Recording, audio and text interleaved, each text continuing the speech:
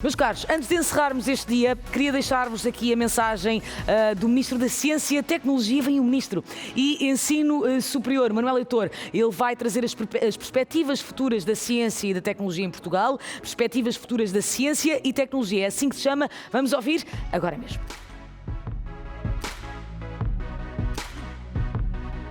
Olá, Sr. Ministro, como está? Muito boa tarde, mais uma vez, e mais um encontro para construirmos o futuro conjunto. Sr. Ministro, deixe-me só dizer uma coisa, eu sei que ia começar, deixe-me só dizer uma coisa, belíssima estante, e deixe-me explicar porquê.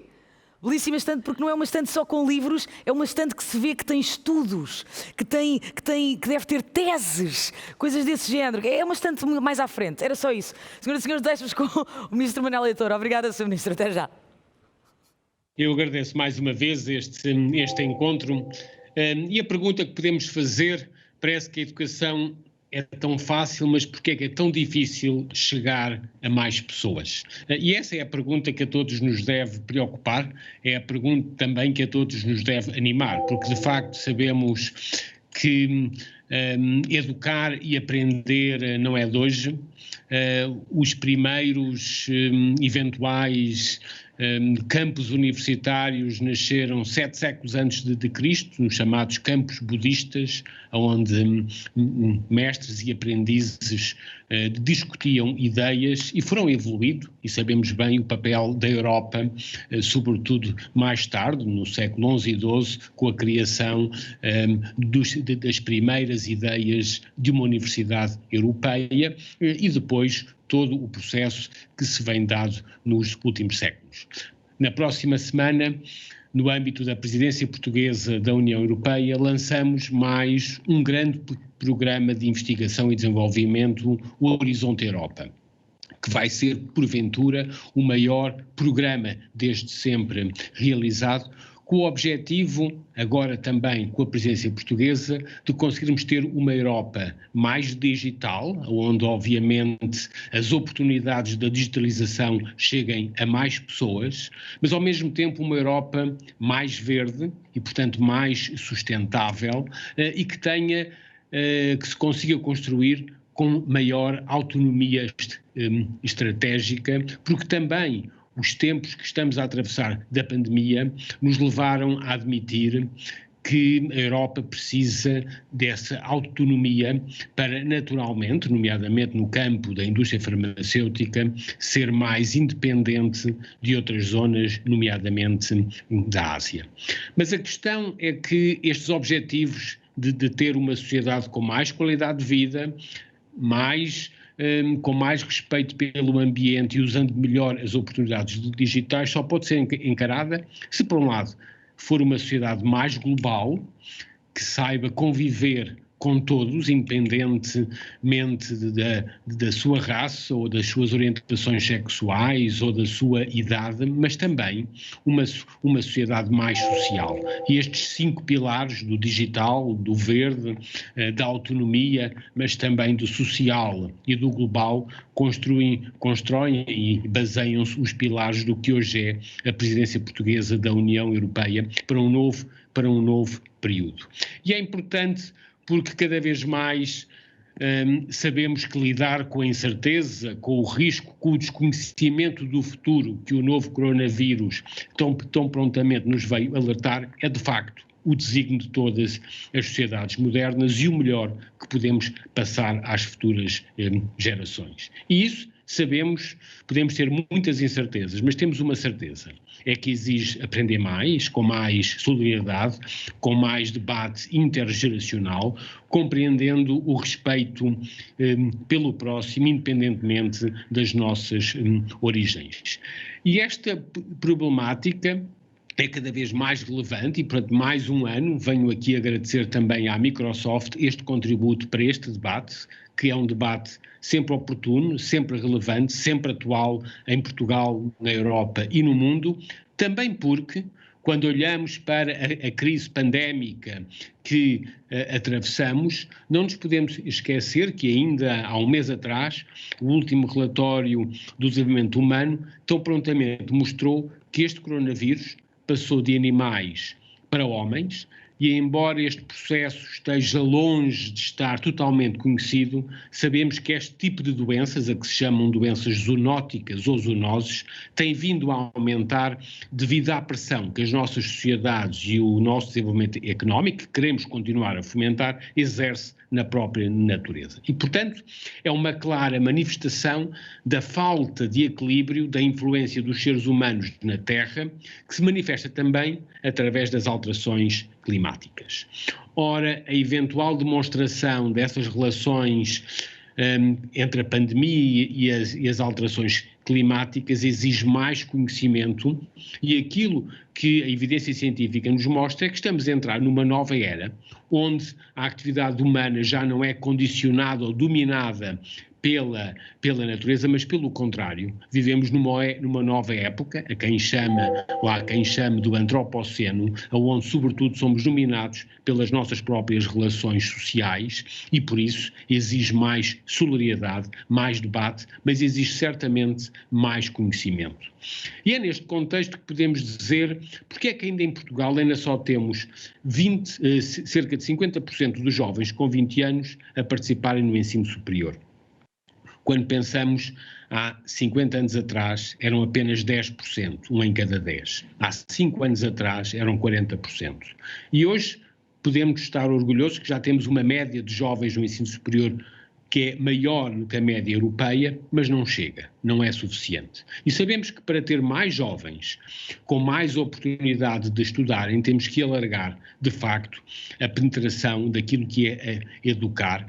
E hoje as ferramentas digitais e tecnológicas que tanto têm sido discutidas nesta conferência possibilitam de uma forma clara alargar o âmbito e o acesso à informação.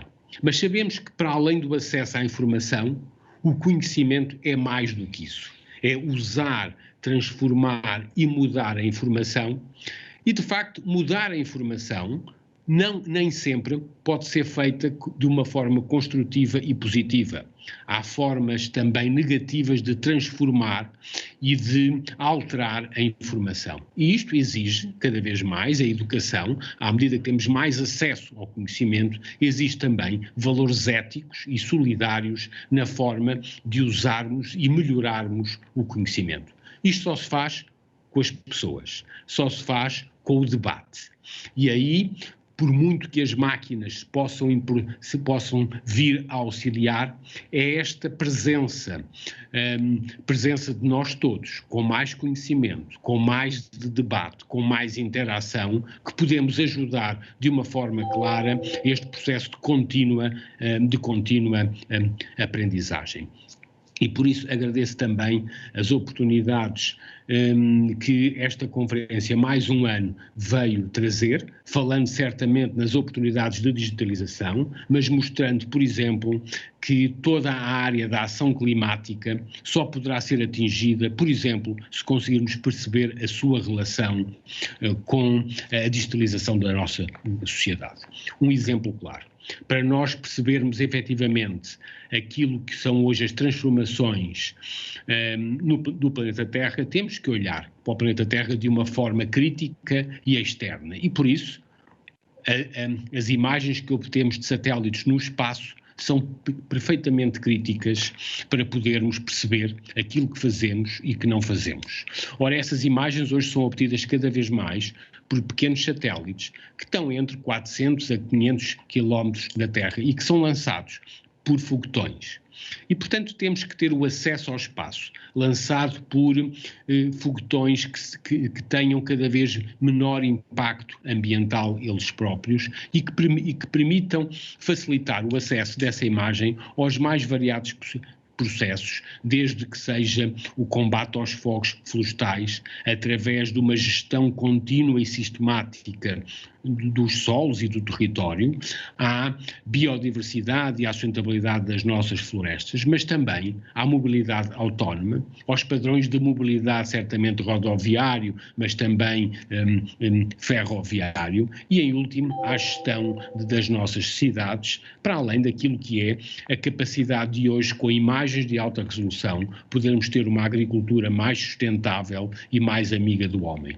E por isso, por exemplo, os sistemas espaciais hoje e aquilo que é as tecnologias de observação da Terra, quando devidamente conjugadas com sistemas de inteligência artificial e processamentos avançados de informação, são hoje capazes de facilitar não apenas a forma de aumentar a produtividade dos solos, mas certamente ter uma agricultura mais amiga do homem e, portanto, menos libertadora de dióxidos de carbono para a Terra. E podemos continuar com outros casos, por exemplo, a eletrificação da mobilidade, ou seja, a utilização massiva de carros elétricos vai necessitar necessariamente da capacidade de acumularmos energia em baterias, as quais hoje são altamente poluentes, e por isso temos que evoluir para novas baterias que usam hoje tecnologias de processamento e de posição de novos materiais ou materiais raros como o lítio, que, obviamente, através do avanço da ciência e das nanociências, permitem uma deposição atómica do lítio usando poucas quantidades de lítio para a produção de baterias. O mesmo poderíamos dizer que, se sabemos que as formas convencionais de produzirmos energia e, portanto, a eletricidade através do carvão ou dos combustíveis sólidos,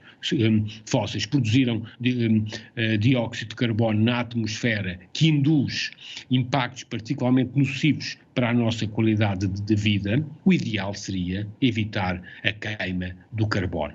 Isso faz-se se, olhando para as equações básicas da química, retirarmos o carbono e usarmos apenas hidrogênio.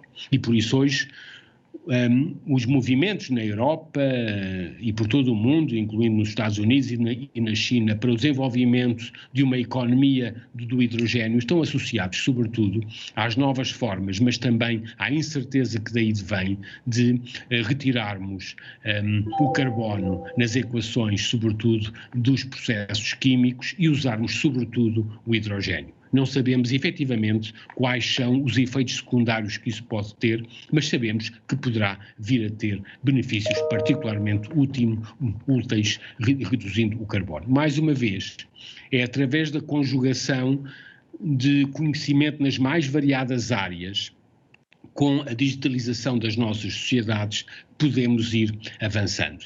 Mas para termos a capacidade crítica de aprender cada vez mais, sabemos que o nosso conhecimento não pode estar restringido a uma ou outra disciplina. E por isso temos que diversificar os sistemas de aprendizagem, temos que ter também cada vez mais a capacidade de criticar, visto a nossa sociedade de outras vistas, e tão importante que é a arte. Será possível vivermos num mundo sem arte, onde as ciências humanas, entre outras, e as humanidades em particular, nos dão essa capacidade crítica de olharmos para o presente, de construirmos o passado sem o futuro? Certamente que sim. E por isso uma sociedade equilibrada é uma sociedade que sabe certamente perceber a transversalidade do conhecimento e construir uma cultura ética, certamente mais digital, certamente mais verde, mas claramente mais social e com valores humanos mais sérios para todos nós. E é por isso que é importante mobilizarmos e articularmos este esforço, que é um esforço sempre coletivo, em aprender mais e melhor.